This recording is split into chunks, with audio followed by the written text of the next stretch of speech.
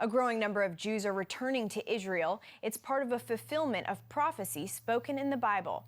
Reporter Charlene Aaron recently spoke with the head of one organization on the front lines of helping the Jewish people make their way home. Earlier this year, immigrants from North America landed at Tel Aviv's Ben Gurion International Airport to make Israel their home. Seeing Jewish people return to Israel is literally watching Bible prophecy unfold.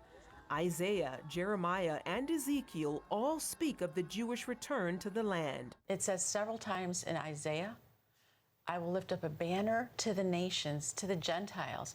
They shall bring your sons and your daughters back. Deborah Menotti heads Operation Exodus, an organization that helps Jews return to their biblical homeland. She says since 2014, there's been a 79% increase of inquiries about assistance to return to Israel. If I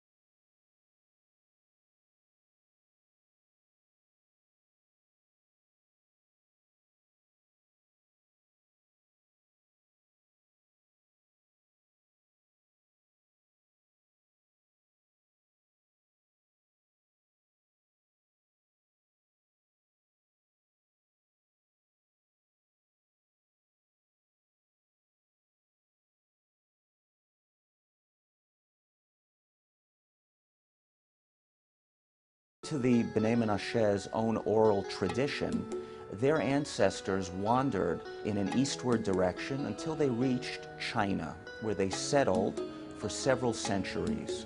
It was at that point that they were subjected to some kind of persecution on religious grounds, and they were compelled to flee China, and they headed southward and then westward and settled in what is now the northeastern part of India. Separated from mainline Judaism for millennia, and without the benefit of the written scriptures, the B'nai Menashe maintained their traditions passed down orally from father to son.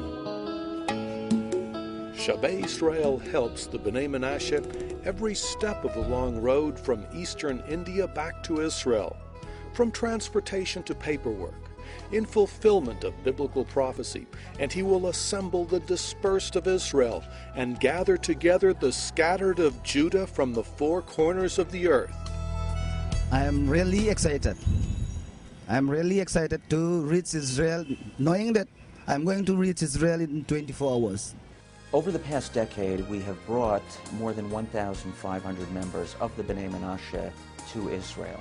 They possess a deep faith, a deep love for the land of Israel and for the God of Israel. I believe in the return of the lost tribe of Israel and also the coming of Messiah.